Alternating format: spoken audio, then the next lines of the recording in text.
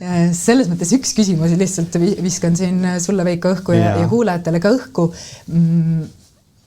Ja mis mind võib-olla veel nagu edasi kummitab, kui me kuidagi armastuse teemast räägime. Jah, et minu jaoks see retk oligi siis sinna, et kus on see minu linnuke, minu esimene armastus, kas ma olen pannud ta õigesse kohta, nii jutumärkides, kas ma üldse peaksin ta kuhugi asetama, kas me üldse peaksime hoidma kinni sellest kontseptsioonist, et kusagil on see esimene armastus ja me seda hästi nagu idealiseerime ja tõstame esile ja kuidagi selle järgi ajaarvestust peame. Ja selles mõttes nagu sain endale vastuseid. Nüüd see küsimus, mille viskan õhku, üks järgmine eeldus, mis kuidagi sellest koorus, on see, et kui sa oled kedagi kunagi armastanud, siis kas on võimalik ja päriselt armastanud, siis kas on võimalik lakata teda armastamast. Ja need inimesed, keda me oleme päriselt armastanud, me armastame neid tegelikult elu lõpuni.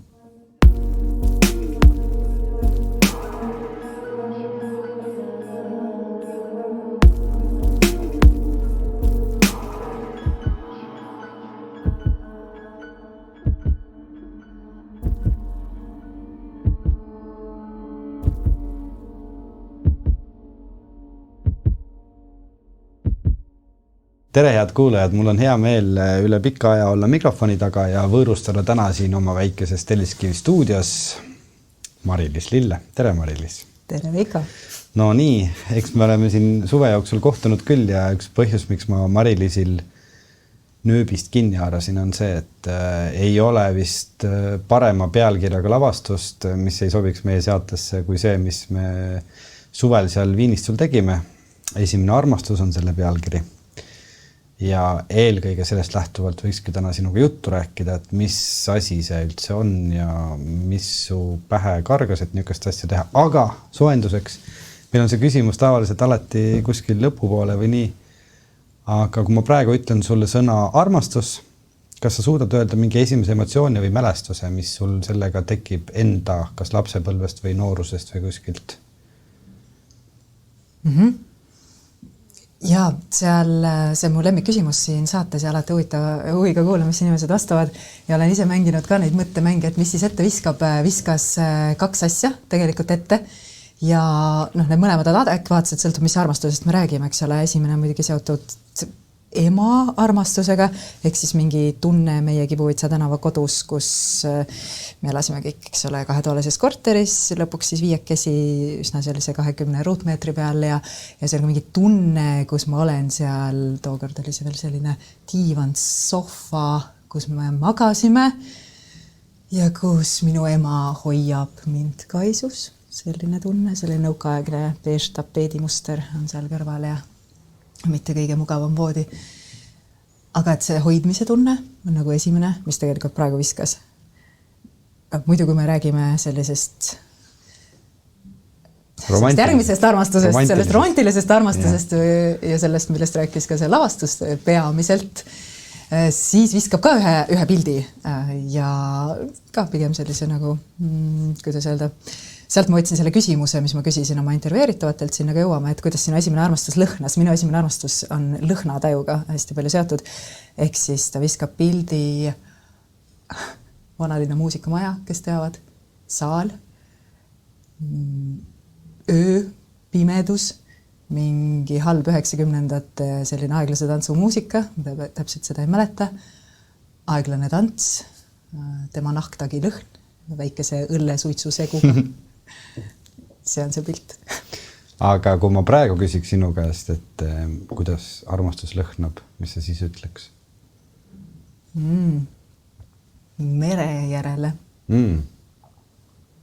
Kas see on kuidagi seotud sinu enda armastusega mere vastu või lihtsalt? Ei, selles mõttes ja sellega ka, armastusega mere vastu ka, aga et ta ikkagi ma kuidagi praegu siin saates vaatan armastust nagu ikkagi teise elusolendi vastu, teise inimese vastu. Ja selles mõttes see armastus, mis minu elus praegu on, nii kuidagi paarisuhte tasandil kui ka siis suhtes lastega näiteks, on kuidagi hästi palju olnud mere ääres, saanud alguse mere ääres, viibinud mere ääres ja kuidagi see see avaruse tunne, mis seal tekib, mulle ka seostub armastusega.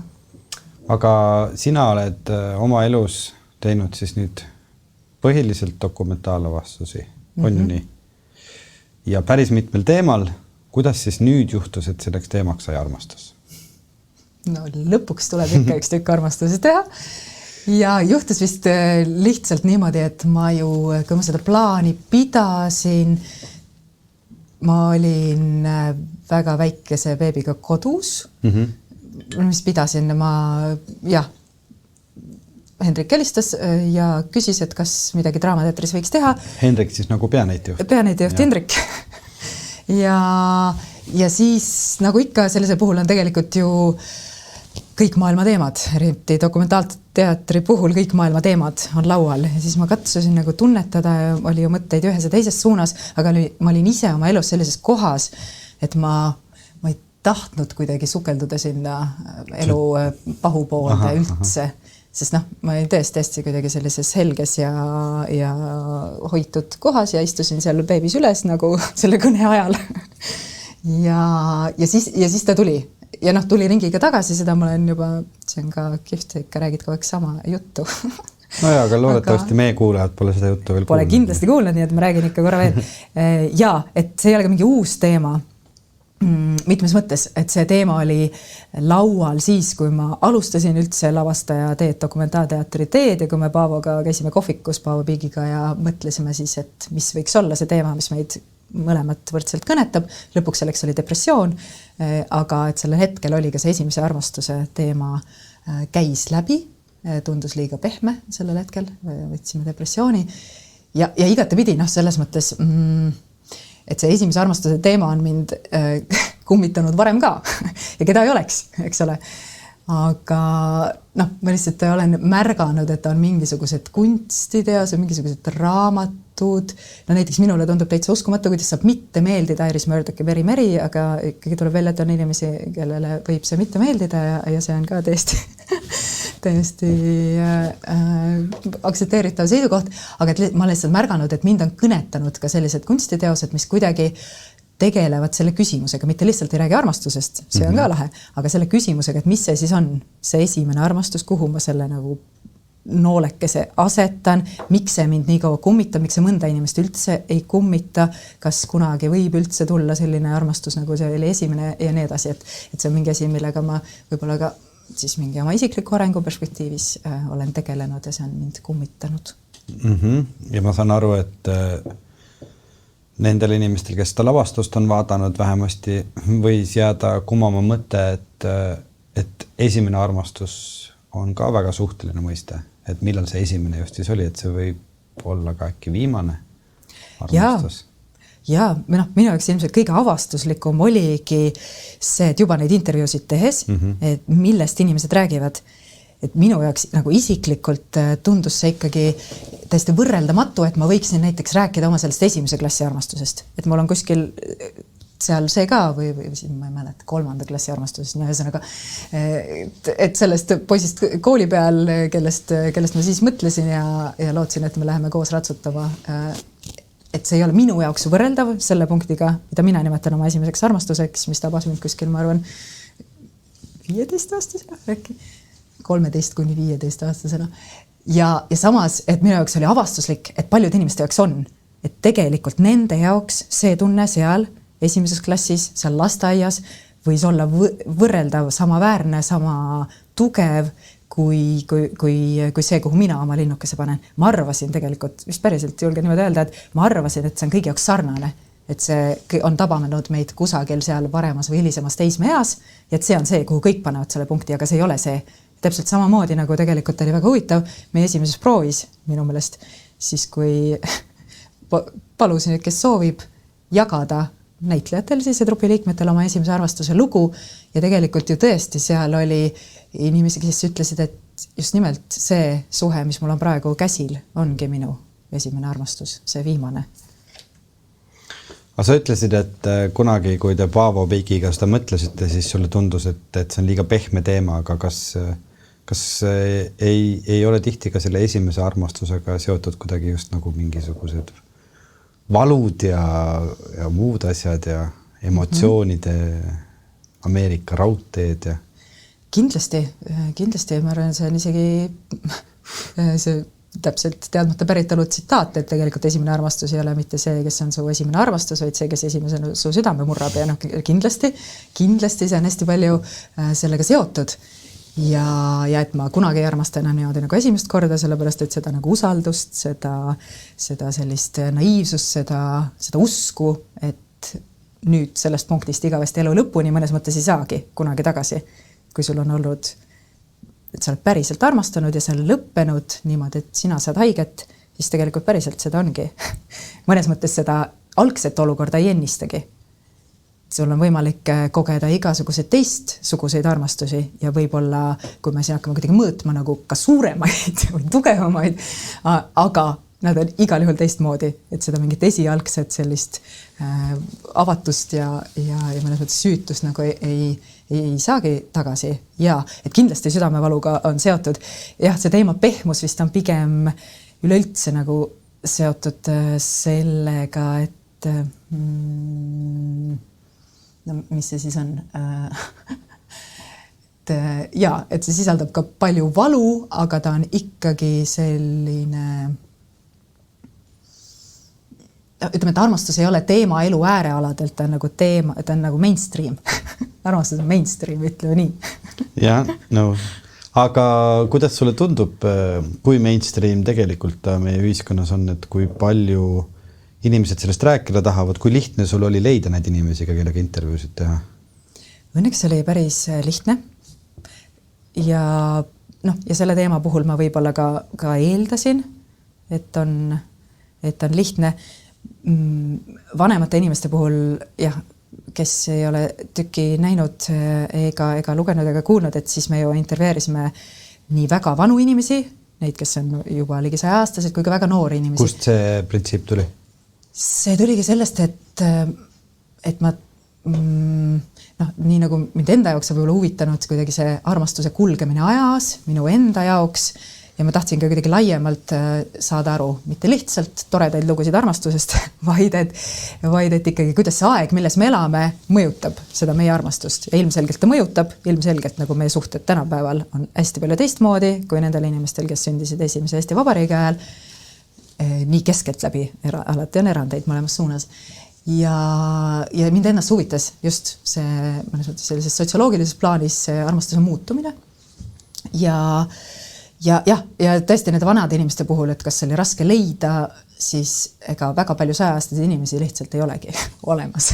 Selles mõttes me pidime ühel hetkel laskuma oma latti natuke allapoole, et kui meie see esimene printsiip oli see, et nad inimesed, kes on sündinud koos esimese Eesti Vabariigiga, mis tähendab, et nad on tõesti 101-aastased, siis neid me leidsime mõned ja siis me natuke lasime latti allapoole, et kvalifitseerus, kui sa olid siiski ka natukene elanud Eesti Vabariigi ajal, mitte sündinud koos sellega, nüüd selles mõttes oli raske leida, aga et seda, et inimene ei oleks tahtnud intervjuud anda, oli paar korda just väga eakate inimeste puhul, kes ütlesid, et ei, sellel teemal ma ei soovi rääkida. Oli ka intervjuu käigus ikkagi sellised olukordi, kus inimene oli juba öelnud, et ja, võin rääkida küll. Ja samas ilmselgelt see, kui palju üldse isiklikest asjadest räägiti näiteks 80 aastat tagasi, kui see 100-aastane inimene oli noor, on hoopis teine tase ilmselgelt. Nii et juba küsimus, mis meie jaoks võib-olla, päris võõralt inimeselt võib-olla küsi, aga võib-olla juba küsid ka, et milline oli sinu esimene suudlus, võib tekitada selles inimes mõnes mõttes, need oli minu elu kõige raskemad intervjuud, kuigi olen siin nagu lähisuhte vägivallast igasuguste teemadel rääkinud, et sa ei saagi vastust, et see on inimese jaoks ikkagi nii ootamatu, et nii intiimsest asjast rääkida, et ta räägibki sulle sellest, kuidas ta ise ikka tahtis, et ta koolis käiks ja kui sa kordad küsimus, lõpuks sa ei saa aru, kas inimene on seniilne või ta ei taha vastata, eks ole, mis ka tegelikult ju ühel hetkel vanusega võib meie kõigiga juhtuda. Nii et ma arvan, et me ju tahame ikka armastusest rääkida, lihtsalt, et võib-olla, kui ma vaatan nagu seda ümbritsevat fooni, kuidas me armastusest räägime, et meil tundub küll, et meil ei ole mingisugused tabusid ja igal pool on igasugused nagu seksinipid ja esimest suudlusest võib vabalt rääkida, aga et võib-olla me ei taha rääkida just nimelt nagu sellest osast armastusest, mille me lubame endale kuhugi sügavale naha vahele ja mõnes mõttes selle armastuse sügavusest võib-olla me ei taha, ei julge, ei räägi nii palju. Aga noored olid siis jutualtimad?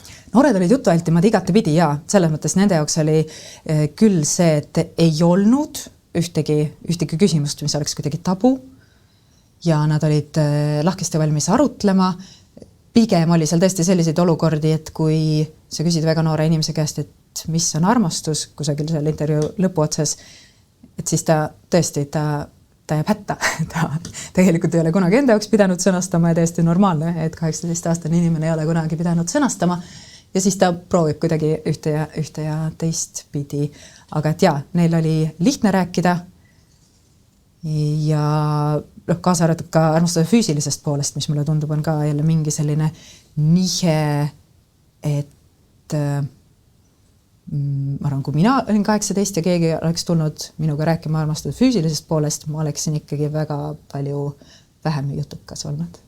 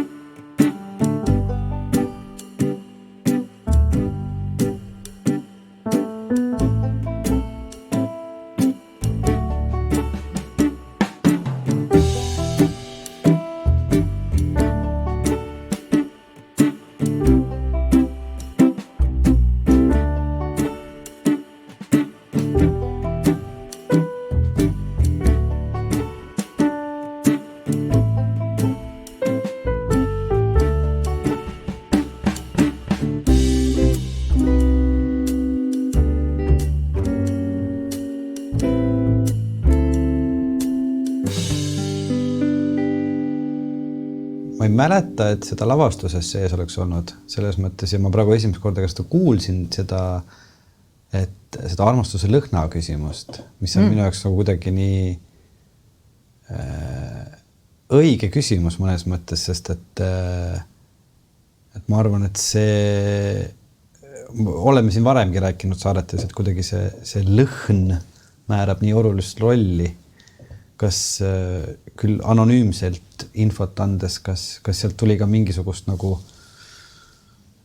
kuidas ma siis ütleme, kujunes mingit mustrit välja või ikkagi igal inimesel oli oma lõhn sellel asjal või hakkas tekkima mingi üleüldine, et me saame nüüd öelda, et armastus on kollast värvi ja lõhnab nagu sidrun.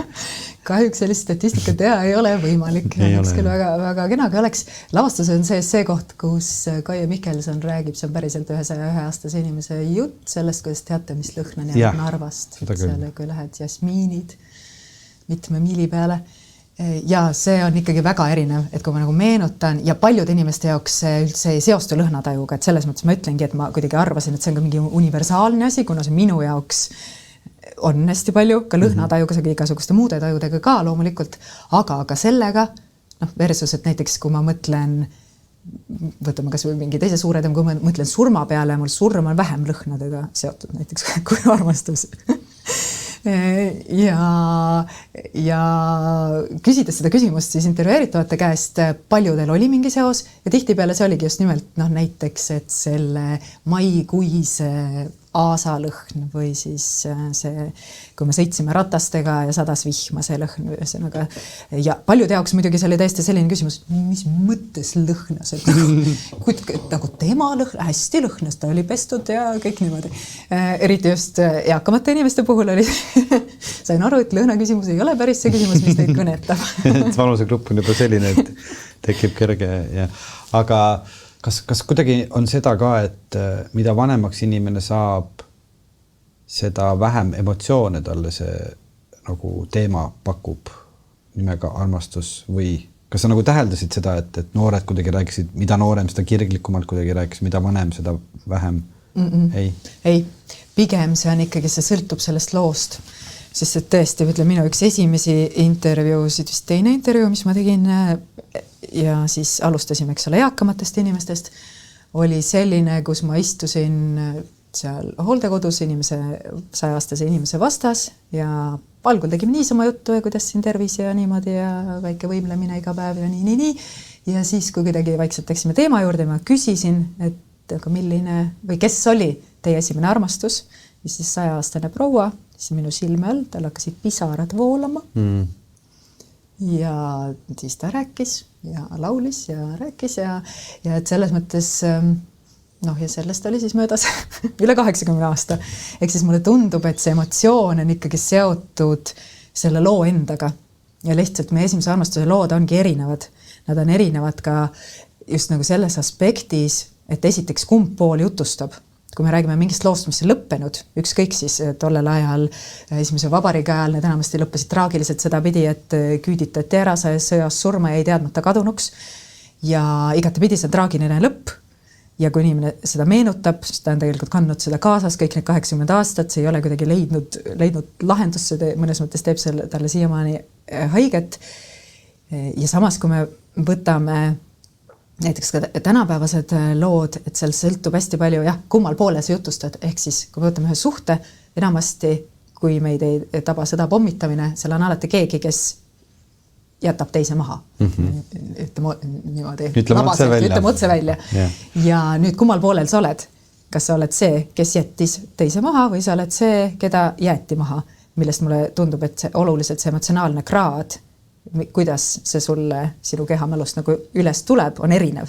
Lihtsalt kui sa oled see maha jäetu, siis võib-olla tõmbab isegi törtsu pisarat ja kui sa oled selle teisel poolel ilmselt mitte, meenutad toredasti hea sõnaga, aga pisarat ei tõmba.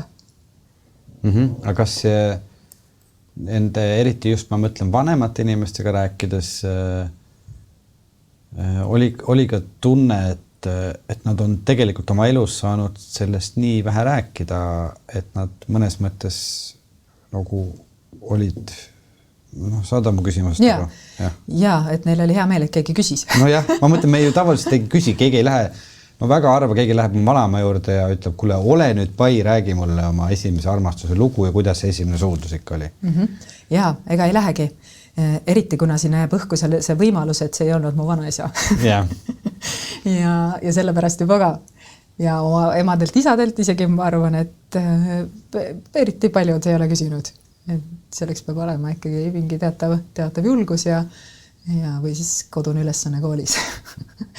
Aga mulle tundus küll, et neil oli hea meel, et keegi küsis. Esiteks oli seda nad olid tänulikud, et nad said seda meenutada ja tihtipeale, ega see ei olnud ju ka alati nii, et reeglina see oli ikkagi enamikel juhtudel see oli inimene, kellega oli ka abiellutud, elatud pikk elu ja siis ta ka maha maetud, ehk siis, et igatepidi nagu nii-öelda lubatud armastus, midagi, mida on tore meenutada ja mida tõesti ilmselt väga harva või siis mitte kunagi ei ole küsitud.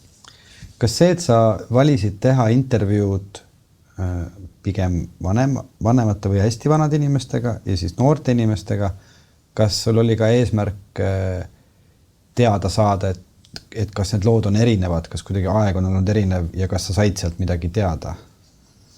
Jaa, eesmärk oli küll ju asetada nad kuidagi võrdlusesse või suhtlusesse omavahel ja eks see eeldus oli see, et on hästi palju muutunud ja osaliselt see sai ka kinnitust seal, ma ütlengi, et seal on nagu mõlemas suunas erandid. Ja minu eeldus oli see, et me vanasti otsisime armastust, seda ühte ainsat, siis kohtasime teda, abiellusime, elasime õnnelikult elu lõpuni. Seal oli variatsioone, nagu seesama, et tuli märtsi pommitamine ja me neid enam kunagi. Aga et see pigem oli reegel versus siis see, kui me ikkagi räägime armastusest tänapäeval, siis ma ei tea, mitut inimest sa tead, kes oleks kohanud oma elu armastust ja abiellunud temaga ja elanud õnnelikult elu lõpuni. Mina tean vist ühte. No vähe. Vastus on vähe. Ja vastus on jah, et pigem erand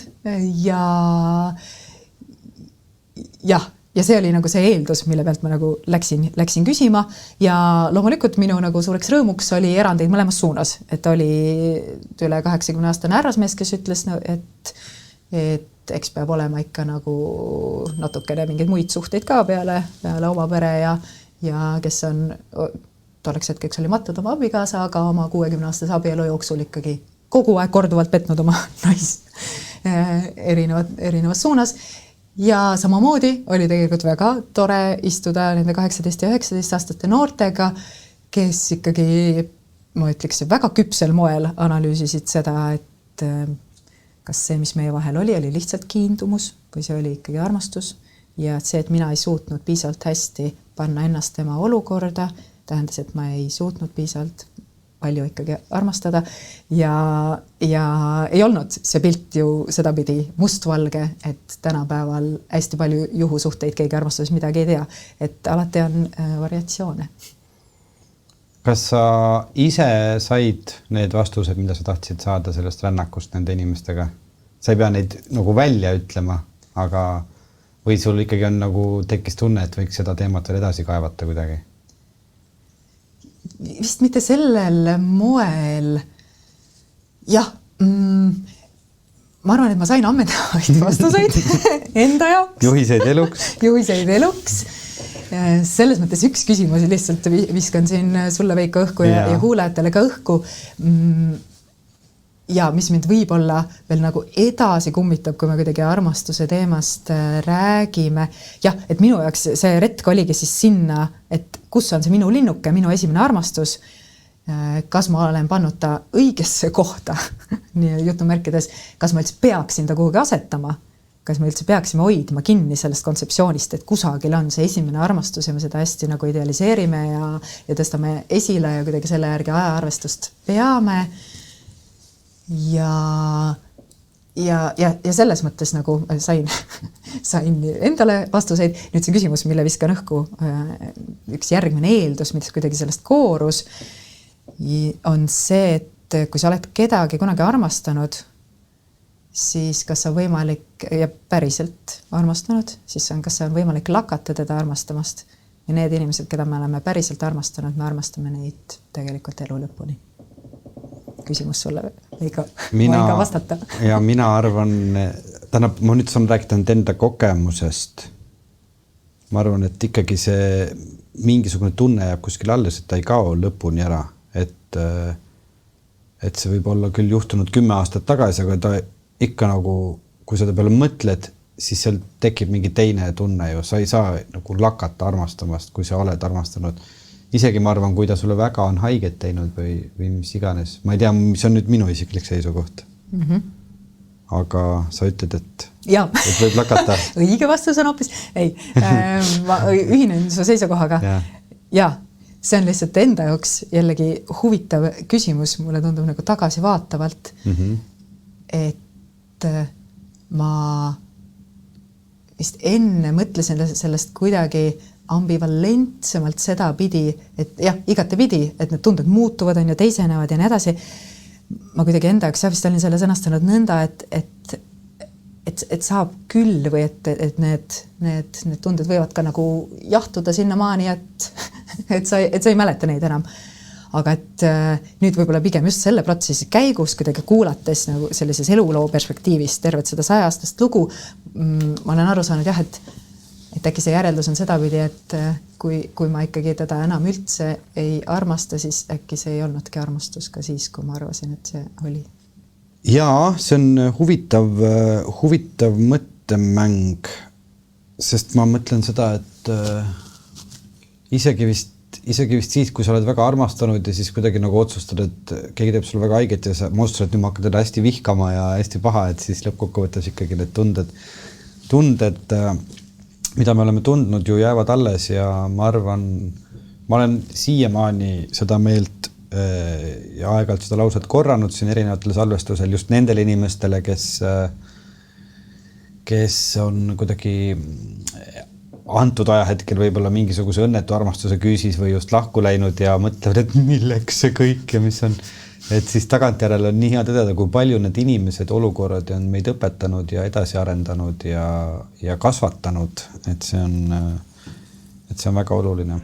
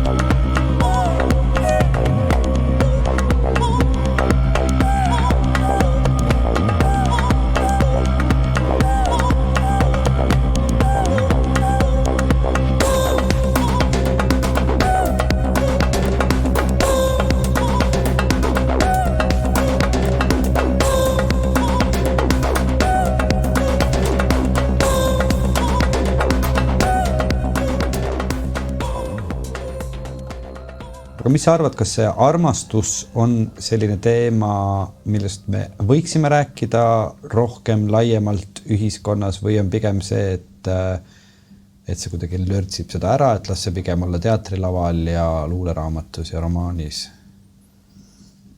Jah, ma arvan, et mõlemat, et me võiksime sellest rääkida ja ta kindlasti võiks olla luuleraamatus ja teatrilaval ja romaanis, sest mulle ikkagi tundub, et vaatamata kõikidele nendele romantilistele komöödiatele, meil on ikkagi, kui me vaatame nende keskelt läbi õhus, liiga vähe eeskujusid armastuses, selliseid tõsiselt võetavaid eeskujusid, et niimoodi on võimalik ja eriti nagu arvestades nagu statistikat, et keskelt läbi ikkagi poolte inimeste vanemad on lahku läinud, et meil ei ole ka nagu enda elust seda eeskuju võtta, siis mulle tundub, et neid võiks olla maksimaalselt palju ja selle tõttu nad võiks kolida välja ka luuleraamatutest ja võib-olla tulla rohkem just nimelt igapäeva vestlusesse, intervjuudesse ja nii edasi. Küll aga mulle tundub, et mida me ka oleme kuidagi ajas teinud ja siinkohal jälle soovitan raamatut, mida olen palju juba selle tüki raames soovitanud, Why Love Hurts, Eva Illouz, kes siis just niimoodi sotsioloogi pilguga vaatleb ka kulgemist ja armastuse kulgemist selles ja et miks ma arvan, et sellest jälle nagu on kuskil piirid või et kuidas rääkida, on see, et me ju tänasel päeval tahame hästi ratsionaliseerida kõik asjad ära. Kuskilt sealt valgustusajastust alates vaikselt oleme hakanud pihta. ehk siis, et igal asjal on kindel seletus, seda võimalik kuidagi argumenteerida, sellel on omad kindlad, eks ole, põhjused, on võimalik teostada teaduslik katse, panna klemmid külge, mõõta ära kõik nagu ajukeemia ja nii edasi, siis kirjutada mingid järeldused. Eks sedapidi mulle tundub, et me oleme läinud jälle üle piiri sellest rääkimisega, selle armastuse osadeks võtmisega, sellepärast, et kui armastus hästi ratsionaliseerida ära, siis ta mõnes mõttes lakkab olemast. Samamoodi nagu tegelikult on religiooniga ja mis see tihtipeale, see on hoopis üks laiem teema ja kunagi tuleb, ma loodan, saade usust ja loodan ka seal esineda, siis et religiooniga tihtipeale öeldakse seda sama, et ma usun siis, kui ma näen, ma usun Jumalat siis, kui on kellegi tõestab mulle ära, et ta on olemas. Aga siis ei olegi enam usk, kui mul on võimalik tõestada tema olemasolu. Usk tähendabki seda, et ma usun seda ilma selleta, et seda oleks võimalik tõestada ja mõnes mõttes on armastusega see sama lugu, et kui võtta ta hästi nagu osadeks sedapidi, et ma soovin, et minu tulevane kaaslane oleks pikka kasvu blond pruunide silmadega, pigem nagu atleetliku kehaehitusega, teda võiks huvitada siis Nietzsche ja võib-olla ta võiks kuulata ikkagi nagu näiteks hip-hopi ja mul on ühesõnaga hästi palju selliseid mõistusega välja mõeldud parameetreid, siis mõttes ma ei kohta teda kunagi, isegi kui ma kohtan sellist kutti, kes vastab täpselt sellistele parameetritele, siis ma ikkagi ei kohta seda, sellepärast et ma olen nagu kaotanud ära selle võime, nagu ütles üks näitlejana selles esimeses proovis, et äkki me oleme kaotanud selle armastuse ime ära, et me ei oska nagu seda vastu võtta, me katsume seda võtta vastu just nimelt nagu igasugusel muul tasandil, aga et natuke on usku ka vaja.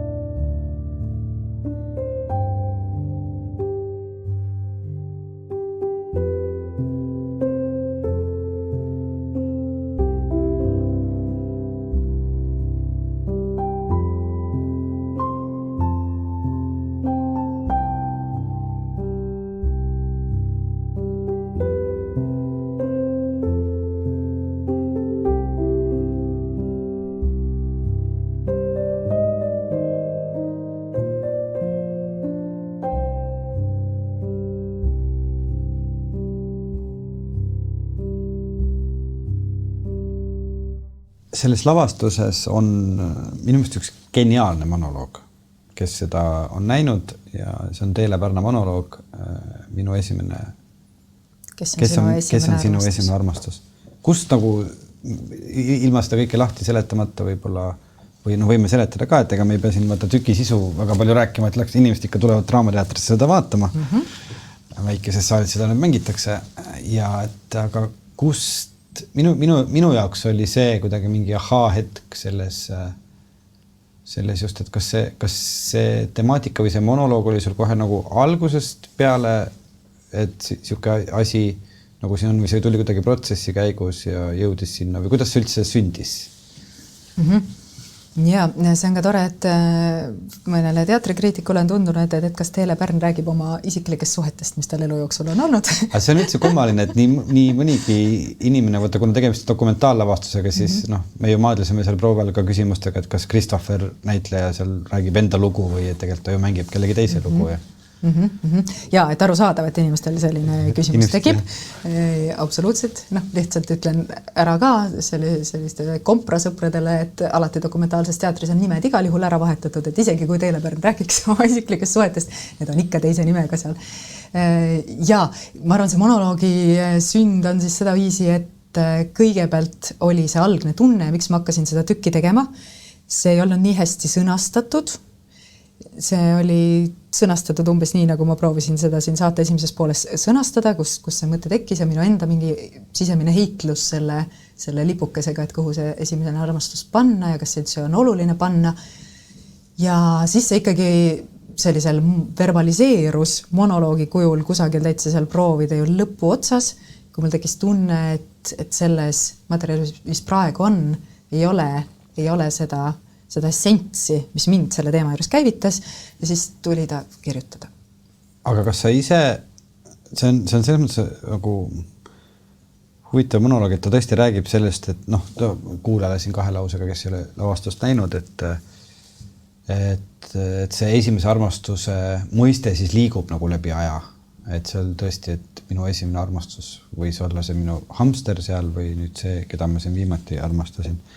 Mait Malmsten-Wickmani poistest ja üldsegi, kas tulles korra selle juurde tagasi, et ei, ma ei küsi seda. Mida Mait Malmsteni juurde tulles? Ei, tegelikult meil on ju kõigil on need nii-öelda noorest peast on ju kõigil olnud mingisugused näitlejad, keda nad niimoodi vaatab. Ma tahtsin küsida, kes see sinu Mait Malmsten oli? Aga sa ei küsi? Ei, ma võin küsida. Ma küsin, kui sa tahad vastata. Ma ei taha nagu väga kollaseks minna, aga see on ju tegelikult ainult kompliment. Nii et. Ja ma arvan, et ta on ise sellega kursis. Ja, mulle meeldis Indrek Sammul Wickmani poistest. Sellepärast vahetasin ta ära Mait Malmsteni vastu seal monoloogis, et keegi teada ei saaks. Aga selles mõttes minu igatepidi eeskuju teatris, kelle pärast ma päriselt läksin teatrisse, mida ma ei ole ikka väga ammu teinud ja hiljuti tegelikult meil prooviprotsessi jooksul, see vist ei olnud sellel lõunasöögil, kui meie kunstnik Nele Sooveli küsis meilt lõunasöögi lauas, et kes on need näitlejad tänasel päeval, 5 näitlejad, kelle pärast te lähete teatrisse, et tema mängib, ma lähen. Ja tegelikult hästi kurb oli mul kuidagi avastada seda, et ma ei ole hästi ammu läinud ühegi näitleja pärast, et ikkagi lähed vaatama lavastust sisulises mõttes, et kas see mind kuidagi kõnetab, aga näitleja pärast pole ammu läinud. Aga vanasti käisin Indrek Sammulit vaatamas. Aga kas see võib olla sellepärast, et sa oled ise näitlejaks õppinud või see võib olla lihtsalt nagu kõikide inimestele kuidagi ajaga ära kaduda? Ma ei tea, ma arvan, see sõltub ikka, Pilleri purjel ei ole kadunud näiteks. Ja. Et see, mis sõltub, ma arvan, just nimelt, kuidas see sinu fookus elus liigub ja kindlasti on see sellega seotud, et ma olen lihtsalt võib-olla keskmisest rohkem käinud teatris, kuna ma olen seda ise õppinud ja mõnes mõttes võib-olla saanud piisavalt hästi tuttavaks kõikide näitlejatega. Mitte seda, et ükski näitleja ei suuda mind kunagi üllatada, või ikka suudab, aga et kui juba olla parajalt nendega tuttav, et siis sa lähed midagi veel otsima. Ja kui see võõravaataja salapära kaob ära, selles mõttes, et kui sa nüüd lähed teatrisse, sul on tegelikult Indrek Sammuli kohta nii palju informatsiooni ja sa tead kogu tema tausta, kõike muid asju aga kui sa olid toona see noor tütarlaps, siis see oli ju lihtsalt nagu üks suur kujutlus. Võib-olla see on seesama taandub sellele armastuse teemale, et kui me nagu liiga ratsionaliseerime armastust ja defineerime selle kõik ära, et siis me ei taha lõpuks nagu armastusest ka enam midagi kuulda. Võimalik siinkohal ütleksin, et see praegu ei tähenda, et Indrek Sammul oleks kuidagi kompromiteerinud ennast kuidagi teatri tagaruumides minu silmis. Vabandust, see jäi kuidagi niimoodi kõlama.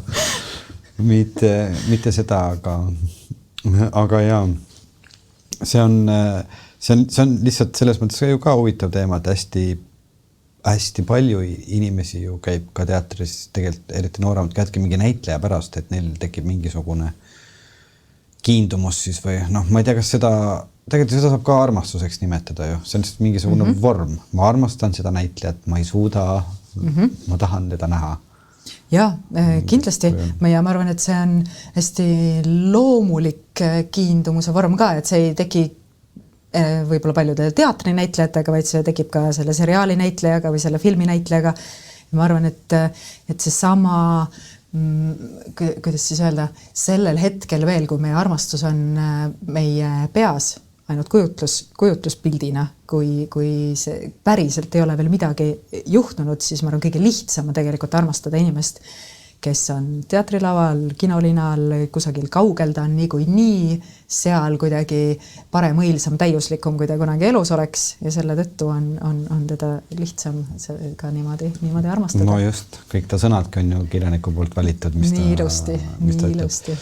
Kuule, aga mida sina mõtled nüüd sellest, et me mõnes mõttes ju tuleme sinuga või nagu oleme sinuga sellises mõnes mõttes nagu elame natuke nagu lõhestunud ajal, et me oleme lapsepõlves saanud selle kasvatuse, et ikkagi vist veel, et sa leiad selle inimese, sa oled temaga elu lõpuni, siis me oleme jõudnud nüüd teatavasse vanusesse, me näeme, mis meie ümber toimub, nagu sa ütlesid, et nagu pooled abielud on lahutatud, kuidagi see armastuse ja kooselu teema muutub siin elus nii palju ja kuidagi kaugeneb järjest rohkem sellest, aga samas on need ideaalid on meil ikkagi nagu peas. Ma ei teagi, kuhu ma oma küsimusega tahan jõuda, võib-olla ma tahtsin küsida, et kuidas me peaks oma lapsi kasvatama ja mida neile rääkima armastuse kohta ja mis, ma saan aru, et eks siit tuleb nagu need klassikalised vastused, et peab nagu olema tolerantne ja vaatama siia ja sinna, aga ma mõtlen seda, et kas me peaks kuidagi nagu ühiskonnana ikkagi nagu üritama seda rohkem seda muinasjuttu rääkida, seda elu lõpuni koos asja või ma ei tea, vasta ise, mis sa tahad. Ja, see on, ma arvan, väga hea kontrollküsimus, et mida kui minu laps peaks tulema ühel päeval ja küsima, et aga milline on üks õige armastus või et lähen täna kohtama ja et mis sa mulle teele kaasa ütled, tule 11 tagasi. Ja selles mõttes ma pean küll ütlema, et kõik need intervjuud ja kõik need loetud raamatud ei ole õnneks või kahjuks kuidagi minu idealismi selles mõttes suutnud murda, et ma vist ikkagi ja puhtalt tugines oma kogemusele, mina ei ole, mõnes mõttes olen koos oma esimese armastusega, sest et ka minu viimane armastus on osati minu esimene armastus lihtsalt sellepärast, et ta on nii teistmoodi. Aga jaa, et mul on olnud elus rohkem suhteid kui üks, aga mõnes mõttes ma usun ikkagi sellesse ühte pikka suhtesse ja see ei tähenda nüüd seda, et hambad ristis esimene inimene, kellega tutvun temaga elan elu lõpuni, vaid see tähendabki ikkagi mingit ideaali või millegi poole püüdlemist. Ma tundub, see on nagu sihi küsimus. Ehk siis, et mida ma vastaks oma lapsele on see, et mine sinna kohtingule, vaata talle silma, lase imel juhtuda, anna oma parim, pühendu, ole teise jaoks olemas, on võimalik olla olemas ilma ennast kaotamata, aga siiski tehes jõupingutusi selle teise inimese nimel, mõnes mõttes nagu isegi vanamoodi sõna nagu teenides või kuidagi teda oluliseks pidades, aga kui see saab otsa, siis see ei ole maailma lõpp. Aga et mis ma mõtlen selle sihi koha pealt ja kui ta käitub sinuga halvasti, siis tule kohe ära. Ehk siis, et mulle tundub, et me võiksime proovida või mis mina siis olen proovinud, on see sama ikkagi nagu sihi seadmine. Et kui kõik läheb valesti, ilmselgelt me ei ole teineteise jaoks mõeldud, ta käitub minuga halvasti, siis ma ei pea hambad ristis temaga elu lõpuni koos piinlema, aga kui ma saan kellegagi kokku, siis mulle ikkagi meeldib panna see siht sinna, et ma töötan selle nimel, et see võiks juhtuda. See pikk kooselu tingimusteta armastus, mida tundub, et kunagi enam ei juhtu, ma vähemalt asun tööle selle nimel, et see võiks juhtuda. Aga kas sa arvad, et Eesti inimene praegu kuidagi ka loobub liiga kergekäeliselt kooselust või armastusest, et lihtsalt selles mõttes, kuna ühiskonnas on meil näitel, et me võime seda teha, ma olen teatud vanuses, mul on tunne, et mul on nüüd igav, ma tahaks veel midagi proovida, et äkki oleks mõistlikum ikkagi otsida, see on loll lause nüüd, aga professionaalset abi ja pöörduda nõustaja poole ja võt, kuidas sa nagu tunned, vaadates siia ümber, et kas see meediakultuur, mis meile seda kõik ette annab, võiks olla selles mõttes natukene nagu teistsugune, see ruum, mis meile loob. Ja nagu kiusatus öelda, et loobume küll kergekäeliselt ja selles mõttes üldse nagu mitte hinnanguid andmata, vaid võib-olla pigem ka vaadates nagu seda teekonda, mille mina olen läbi käinud. Ma olen küll väga kergekäeliselt loobunud tegelikult. Ja kindlasti loobunud selle tõttu, et ma olen elanud aastatel, eks ole, alates 83. kuni 90. ja 2000. kus mulle on öeldud igast võimalikult suunast, et kui ei meeldi, mine ära, alati on kuskil mingid huvitavamaid variante ära, lase võimalust käest. Ja kindlasti see on mind väga palju saatnud ja kummitanud ja kindlasti olen kergekäeliselt loobunud ja selle pealt julgen teha üldistuse, vaadates ümberringi, et juhtub seda ka. Ja loomulikult ma ei räägi mingitest olukordadest, kus ta on minu suhtes füüsiliselt vägivaldne, ta ähvardab mind mingil muul moel, ma tunnen ennast igapäevaselt kogu aeg hästi halvasti. Need ei ole need olukorrad, kus pingutada ja minna kellegi juurde. Aga sellises olukorras, kus mulle tundub, et ma ei tea, natuke on nagu särtsu väheks jäänud, et see ma arvan, on see olukord, kus tegelikult võib täitsa seda särtsu proovida leida üles. Jah. Ma ei plaaninud üldse teha nagu seda rubriiki, et 10 nippi, kuidas, aga lihtsalt praegu tekkis huvitav mõte, et kuidas sa annaksid nõu noorele inimesele, keda on just tabanud õnnetu armastus, et ta süda on murdunud, pisarad voolavad 2 nädalat järjest, ei tea, mis oma eluga ette võtta ja teha. Et mis ta võiks oma eluga ette võtta? Ma ei tea. Jaa, ma ütleks, et võtta maksimum sellest hetkest. Seepärast, et... Ja see on nii õel nõuanne, aga see on tegelikult ainulaadne olukord, kus ta sellisel juhul on. Mulle väga meeldib üks... Kunagi Ingomar lavastas O'Neilli, see laitses ja sealt mulle jäi hästi kõlama üks lause, see kontekst oli seal küll hoopis teistsugune, aga seal veel Laine vist kahtlustas, et mehel on homoseksuaalseid kiindumusi ühe oma sõbra suhtes, aga et see lause, mille Ingomar ise mängis ja nii nagu ilusti ja ausalt ütles, oligi see, et iga tõeline tunne 2 inimese vahel, see on nii haruldane, et ükskõik milline see on, et see on täiesti piisav ja sellest tasub nagu 10 küünega kinni hoida. Ja mulle tundub, et see kehtib ka selle südamevalu kontekstis, et see on ka nii tõeline tunne ja see nagu mõnes mõttes võib-olla lohutab, mõnes mõttes mitte, aga ta on ka haruldane. Et see ei ole nii, et seda nagu juhtub kogu aeg sinuga ja et sa kuidagi harjud ära ja muutub tavaliseks. et jah, mida selles olukorras teha? Kuulata palju muusikat, kirjutada kurblikke luuletusi, aga ühtlasi, et ise terveks jääda, ma arvan, tasub mitte alahinnata neid teisi tõelisi suhteid, mis on su ümber. Ehk siis mida ma võib-olla ka soovitaks oma lapsele, kui ta sealt kohtingult kurvana tagasi tuleb, on see, et see paarisuhe, see romantiline kiindumus, see ei ole ka ainus suhe sinu elus või ainus suhe, mis peaks olema su elus. Et sul on olemas sõbrad loodetavasti ja kes on olemas just nimelt sellisteks hetkedeks ja et sul on olemas perering, ükskõik milline ta on ja kellest ta koosneb ja kellega sul on hoopis teistsugune kiindumussuhe ja õed-vennad ja ühesõnaga, et neid armastuse ringe on rohkem ja sel hetkel, kui su süda murdub ja tundub, et enam ei ole midagi, siis tegelikult need armastused on ikkagi seal olemas ja et pigem ju sellel hetkel äkki tasubki võtta fookusesse need, sest tegelikult mis me ju kipume tegema, mina küll vanasti kippusin tegema, nii kui süda on hästi murtud, ma katsun ta parandada niimoodi, et ma leian kohe mingi uue suhte, sellepärast, et see ju päriselt parandabki ja tundub, et siis nagu läheb hästi ruttu ja kiiresti. Vahel võib ka niimoodi minna, aga et mulle tundub, mis ma ka mõtlen, et võtta sellest südamevalust viimast on ka mitte proovida seda kuidagi nagu peita või ära kaotada või niimoodi, vaid lasta sellel juhtuda ja lasta sellel hetkel nagu kanda nendel teistel armastustel, teise tasandilistel armastustel, mis on ikkagi su elus olemas. Kuldsed sõnad.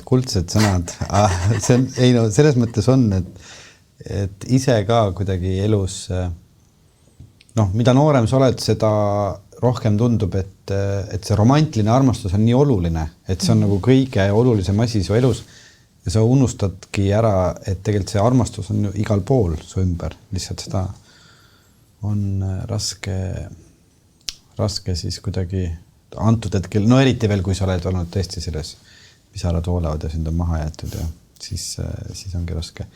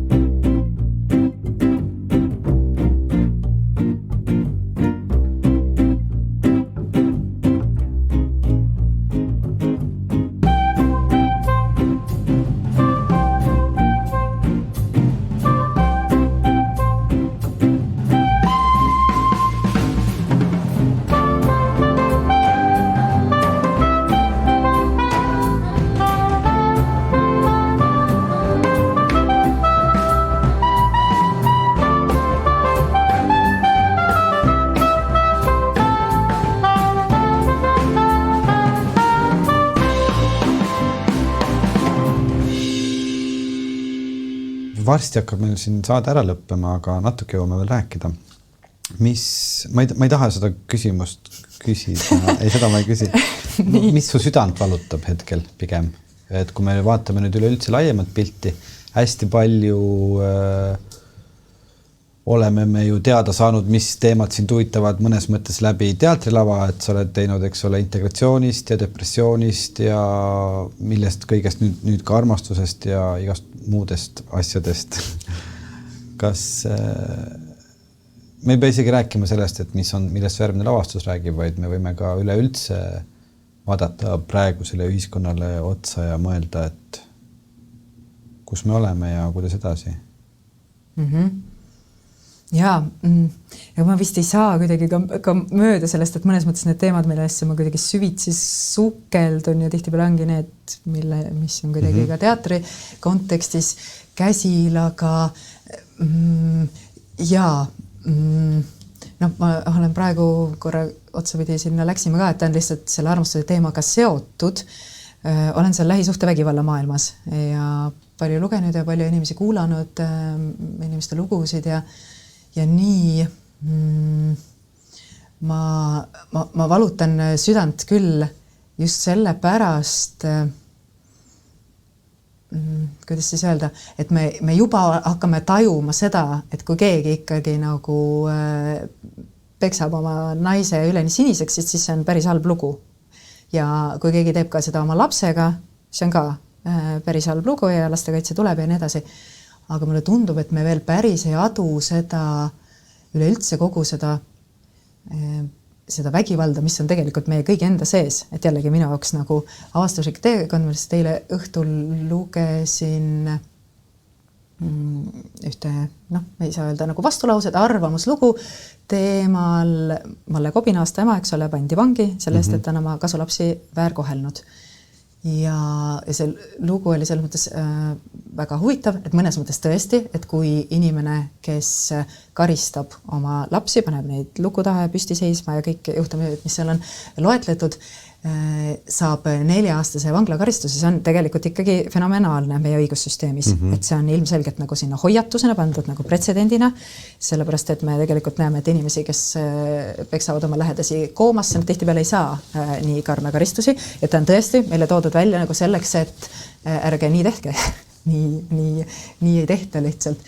Ja samas, et miks see lugu, see arvamuslugu oli huvitav, seda pidi, et ta kõneles äkki seal pealkiri oligi tsivilisatsioonide kokkupõrg või midagi sellest, kuidas 70-aastane inimene teebki parimate kavatsustega seda. Tema moodus kasvatada korralikke inimesi lastest võibki olla seesama, et alates siis igasugustest füüsilistest karistamistest, lõpetades siis erinevat sorti vaimse vägivallaga, lähen siin praegu teemaga laiemaks, ei räägi üksikjuhtumist, ehk siis, et kui palju me tegelikult ise endale anname aru ka peresuhetes, et see, kui ma näiteks solvun oma lapse peale ja ei räägi temaga hästi pikalt, ma arvan, väga paljud teevad, võib tegelikult mõjuda täpselt sama vägivaldsena või täpselt sama traumeerivana lapsele kui see, kui ma paneksin talle võib-olla litaka vastu põske.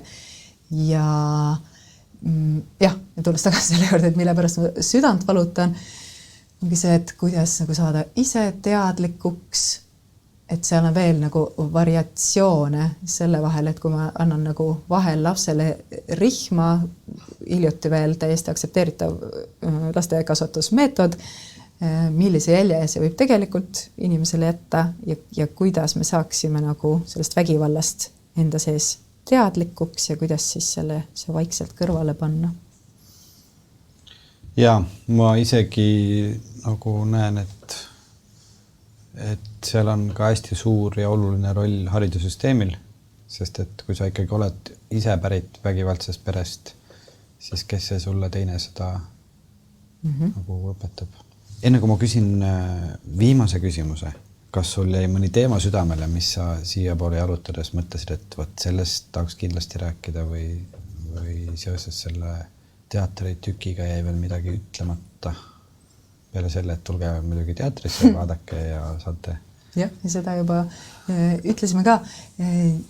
Ja ma siia tulles lihtsalt mulle meenus üks selline mõte, ei ole minu originaalmõte, aga et mõnes mõttes võib-olla just nimelt kõikidele nendele, kes on selles olukorras, et nad nutavad teist nädalat, sest et süda on katki. See mõte on selline, et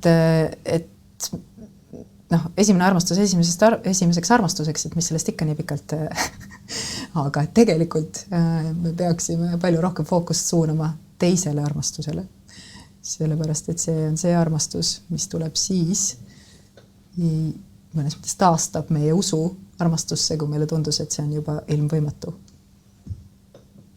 Ilusad sõnad. Mis oleks üks raamat ja mis oleks üks film, mida võiks vaadata või lugeda need, kellel hetkel ei ole seda tohutut armastusemotsiooni, aga tahaks seda kuidagi kogeda. Ehk siis ütle läbi sinu elu üks nagu imeline armastusfilm ja imeline armastusromaan, mis on selline, et No see sõltub nagu nii palju, mis vanuses, et ma esimesena, mis siia viskab ette, et ma soovitaks ikkagi kohe vaadata triloogiat Linklateri Before Sunrise, Sunset ja Before Midnight, võtta üks pikem õhtu või 3 õhtut järjest ja vaadata need ära. Romaani koha pealt ma ütlengi, et sõltub vanusegrupist, et ma soovitaksin kõigile, kes on alla 20. eluaastat, lugeda kindlasti mõnda Remarki, näiteks Maria Remarki 3 sõpra. Ja nendele, kes on üle 20, ma soovitaksin seal 20-30 vahel lugeda ikkagi Meri Merit ja võib-olla siis pärast 30. eluaasta, võib ka varem, võib ka teises järjekorras, siis Frommi Armastuse kunsti. Ma ei ole vist endast 3 soovitusest mitte ühtegi lugenud. No nii, hakkame ühte. Vaatan, millest ma pihta hakkan. Aitüma, et sa said sellel kaunil sügis pärastlõunal siia tulla ja tänane saade sai selline, nagu ta sai. Minu meelest ei jää teil muud üle, kui minna nüüd teatrisse. Muusika, mis täna saates kõlas, on kõik pärit lavastusest Esimene armastus. Head aega! Head aega!